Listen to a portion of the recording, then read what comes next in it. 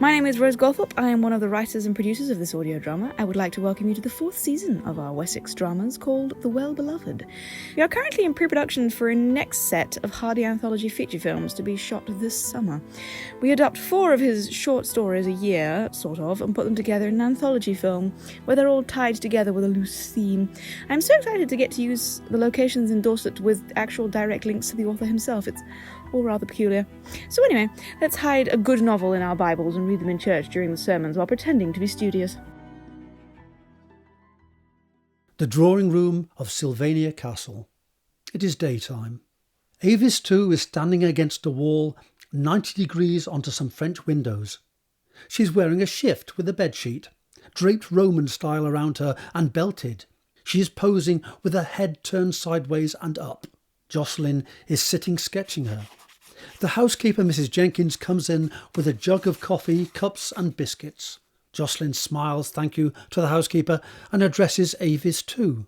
Do you want some coffee, Avis? She shakes her head while holding her pose. Don't drink it, thanks. I don't drink it, thank you, Mr. Pierston. Thank you, Mr. Pierston. That's all right, Avis. Maybe you'll have a biscuit later.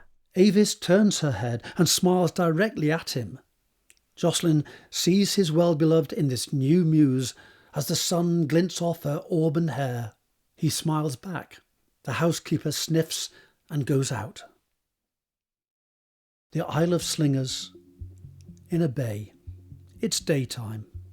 Jocelyn, in open-necked shirt and waistcoat, hat and staff, walks past a small group of fishermen in heavy dark blue woolies, caps and Wellingtons. They are standing next to 3 lerrets drawn up on the shore, along with a pile of fish netting, which they are tidying. A fishwife is giving her husband nearby a piece of her mind. Jocelyn and the men tip their hats to each other and smile. Jocelyn walks on, and suddenly, after a little while, sees a beautiful mermaid sitting on some nearby rocks with long auburn hair. Jocelyn hurries towards the rocks, but as he arrives there, she seems to melt into the sea and rocks. He stops and smiles. Another small, quiet cove. It's daytime. Jocelyn emerges from swimming, and as he gets to waist high and is wiping the water from his eyes, he is seen in his clinging combinations by 3 young women who giggle at him and talk and point among themselves. Jocelyn sees Avis too amongst them, and he waves cheerily before shyly covering his privates in response to the laughter, turning and walking ruefully back into the deeper water. In the dining room of the Red Castle, it is daytime. 7 people are seated around a dining table along with Jocelyn. There is lively conversation going on. The host is a genial, late middle-aged man who addresses Jocelyn from the far end of the table. Well, Pierston, it seems that our castle is hosting your castle today. We often have the various Sylvania tenants around. Sylvania seems to have an interesting assortment of chappies, you know. The hostess breaks in. My dear, Mr. Pierston isn't just interesting. He's a world-famous sculptor. Everyone has heard of him. There's a general agreement and nodding of heads. Well, artist or no, we still welcome him. Artists are God's creatures too, you know. The dinner table titters in appreciation of his humour. Jocelyn smiles, nods and shrugs embarrassedly. The butler leans forward towards Jocelyn with a tureen and ladle. Soup, sir? The stone quarry on the Isle of Slingers. It's daytime. Jocelyn is walking around and examining the stone, putting his hand upon it, leaning in and scrutinising it. The quarry manager comes around the corner and hails him. Did ye find what ye wanted then, sir? No, I think you're right. That first big block is perhaps the best. Can you split it vertically into 4 and deliver it as usual, please? The London address, sir? Yes, that's right. I'll come along to the office shortly and pay you. The man tips his cap. Right, I'll be waiting you there, sir. Jocelyn smiles. Thanks. The man walks away and Jocelyn examines a large ammonite in the wall more closely. The garden of Sylvania Castle. It's daytime. Avis too is reclining on a bench, looking languorously off to one side. Jocelyn is sitting on a chair at a little distance sketching her. He looks meltingly at her and is bewitched by her careless beauty. Avis too is again clad in a shift and Roman-like draperies. Avis is completely indifferent to him as a man. What do you work as, my pretty Avis? Oh, a scullery maid at the Red Castle. But I'm not saying that. I'm going to be parlour maid one day and a full-time one too. Oh, but that would be terrible for me.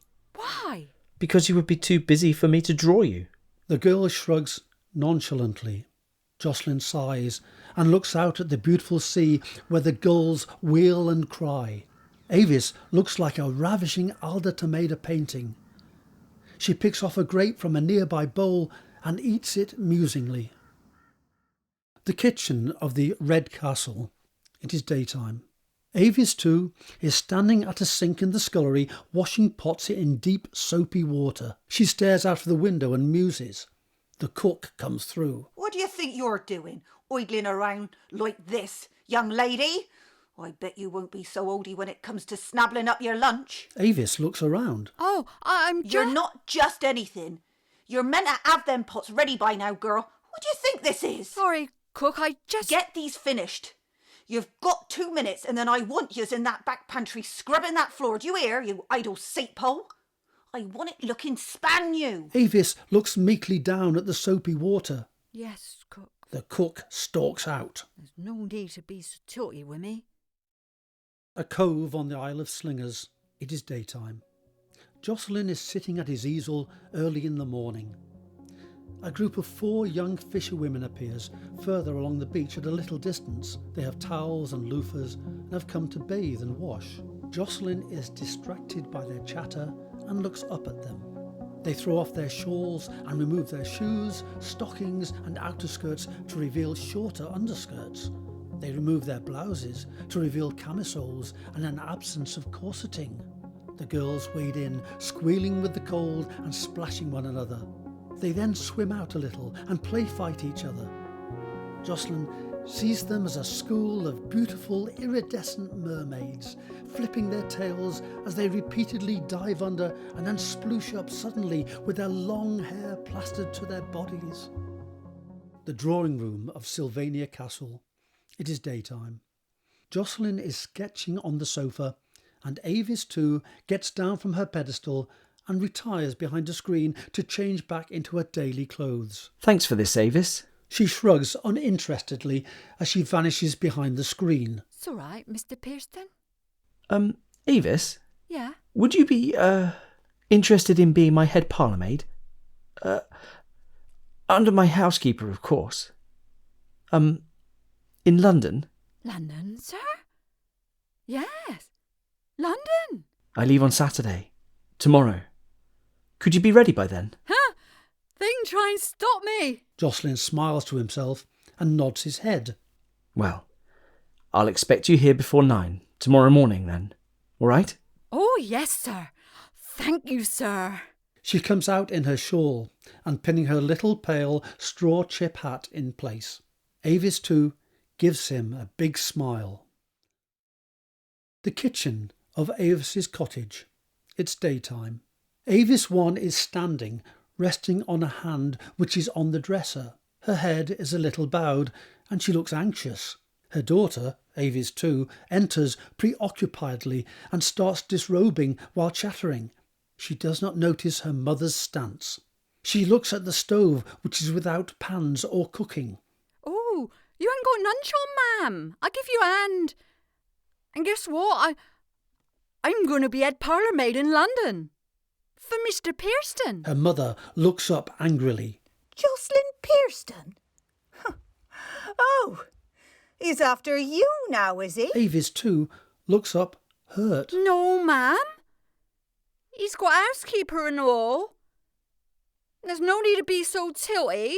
You are not going to be a plaything for that man. Avis's mouth opens in surprise and she plonks down in a nearby stand chair. A plaything?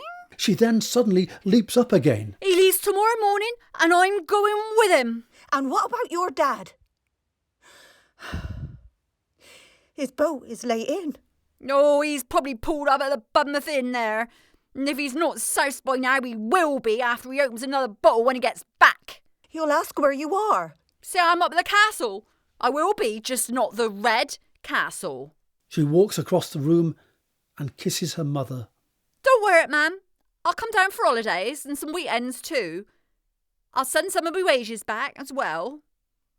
I'll be vanishing well. Avis one sighs, throws up her hands and walks into the pantry. So her daughter smiles to herself, ruefully, shrugs, collects her shawl and hat, and goes upstairs. The castle drive on the Isle of Slingers. It's daytime. Jocelyn helps Avis too into a gig outside of their house. There is another cart behind them with a valet, a driver, and luggage and canvases on it. He also mounts the gig and smiles to her. He calls to the driver and they drive away. Avis too is wreathed in smiles and looks excitedly around. On a train journey. It's daytime. Avis is sitting facing Jocelyn. She is delighted with the journey they have just started. There's another elderly, severe lady in black sitting at the far end of Jocelyn's bench. I never been on a train before. Jocelyn smiles and nods. Well, I hope you enjoy it. Where's all my luggage? It's in 3rd class with Budgeons, my valet. What class is this then? 1st class. Gosh, it's very swanky. I feel quite at home. The old lady turns to regard her and looks a bit suspicious. Sure way to bring your girls 1st class then. The old lady's mouth opens in shocked dismay at the apparent misbehaviour of this Don Juan. No. He smiles uneasily at the old woman, who is regarding him with disgust. I thought you might like my company. I mean, because I thought that your mother, well, your... He looks again at the old woman, who expresses extreme dubiety with her face. Yeah. My dad doesn't know I'm here, though. The old woman shoots to her feet, takes up her handbag and scowls at Jocelyn. Wow, really? She marches out and closes the door of the compartment. Avis too looks up in surprise. What's the matter with her, then? Jocelyn screws up his eyes, lowers his head and puts his hand to it. Avis too smiles happily and looks with bright interest out of the window. The hallway of Jocelyn's house. It's daytime. Avis is in a smart chambermaid's costume and has a feather duster in her hand. She is standing listening to a harangue by the middle-aged housekeeper, Mrs. Careful. They are standing next to a hallway mirror or painting. That slapdash approach will not do, child. Well, I did the table thing and then I did the mirror and You then... did not do the table properly. What about the legs? What about the leg struts? Who's going to remove that dust then? Avis hangs her head. Sorry, Mrs. Careful. The housekeeper nods and walks away. Well, get on with it, girl. Yes, Mrs. Careful. An acquaintance's drawing room. It is evening. There are around a dozen people in evening dress in a large London drawing room after dinner. The women are largely sitting down and the men are standing around. They are all talking in a lively fashion. The women fan themselves. Jocelyn is sitting on a sofa drinking some port, whilst an overdressed woman fawns over him, praising him loudly to 2 other ladies.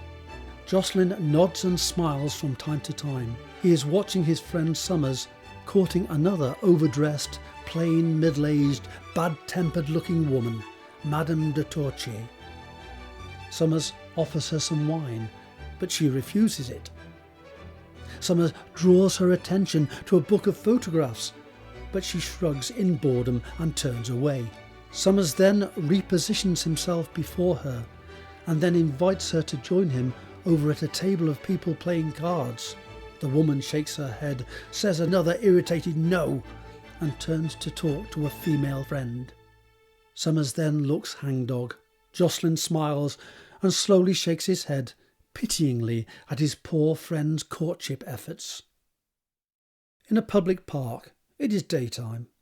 Summers and Jocelyn are walking along a path. Jocelyn is strolling with his hands in his pockets, and Summers is walking a ridiculously small fluffy dog with a big pink bow on a lead. Madame de Torture prefers me to walk her dog, as she says that her footmen walk him too fast and don't allow him to rest. Well, as walking isn't your forte. Indeed, it's merely your means of moving from one alehouse to another. I'd hazard that Woofles ain't exactly in danger of getting over-exercised with you, Summers. Quite. And? You love this de Torture woman? Well, not love, but I do think that we could arrive at some sort of amicable, civilised arrangement. Jocelyn does starey eyes. And you could arrive at her vast, civilised bank account. Have a care, Summers. You might get what you wanted, only to discover that a cold bank account does not make up for the companionship of a warm heart. Well, I'm not having Phyllis in a flat or Cecily in a studio. I refuse even to have Millicent in a mews. I shall have a grande madame in an even grander mansion. He waggles his eyebrows in anticipation, and then has an afterthought and sighs. And then I can give up the professional struggle. It's easy for you, Pierston, with your professional success. You can have a woman from any level of society. Jocelyn nods his head goofily and smiles to himself and sighs. Summers suddenly regards him suspiciously. You found someone, haven't you? Jocelyn nods happily. She's the one, Summers. She's my well-beloved. I'm going to model my well-beloved on her.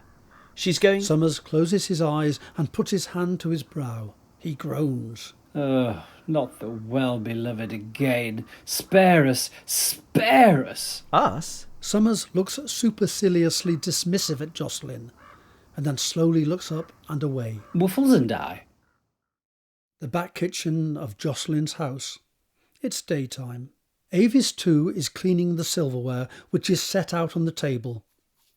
She is rubbing a candlestick which is standing on a cloth with a paste which is being applied with a small wooden brush. Jocelyn is sitting at the end of the table, sketching Avis as she works. Why don't you draw Mrs. Careful? She's not as beautiful as you.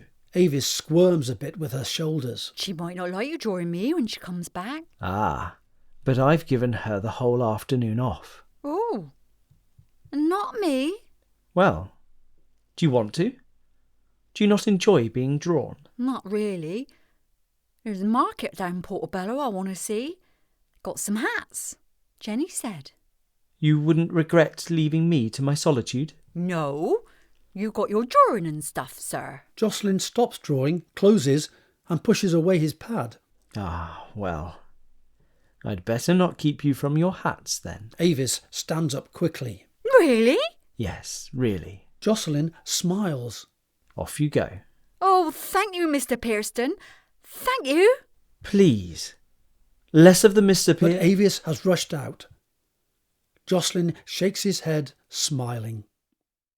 It is Summers' studio, and it's daytime. Summers is painting at an easel, and Jocelyn is lounging, drinking wine on the old sofa with its stuffing coming out. But do you really not mind marrying an older woman whose temper, from what I can see, isn't of the sweetest? Yes, but sweet luxury will smooth rough waters. Do you actively desire her, however? Her money, yes. Her company, a little. Well, sometimes. And her form, she is quite presentable and looks very well in her Paris gowns. My Avis will look well in her Paris gowns, but she is also sweet-tempered. Summers looks irritatedly up at Jocelyn. Oh, look, old man, I don't know if you've noticed, but I'm poor. Don't you think that if I could win beauty and tractability as well as wealth, I would? We can't all marry fishwives' daughters. Jocelyn gets up and puts on his Panama. If you're going to accuse me of marrying into fishwives, I'm out of here. See you at the showing. Jocelyn goes out, and Summers sighs and returns to his work. Jocelyn's studio. It's daytime. Jocelyn is frowning while sculpting a midsection of her figure in Roman draperies. The stone above this section is still unworked stone. Avis too comes in with a coffee and biscuits on a tray. She says hello, comes over to Jocelyn and puts the tray on the table near to him. Jocelyn smiles, says hello and looks up. He asks her a question, to which she nods and then shrugs. Avis stares around the studio and Jocelyn asks her another question, to which Avis half smiles and gives another uninterested, non-committal shrug. Avis then nods, says good day and departs. Jocelyn watches her go out with a fond, half-smiling regret.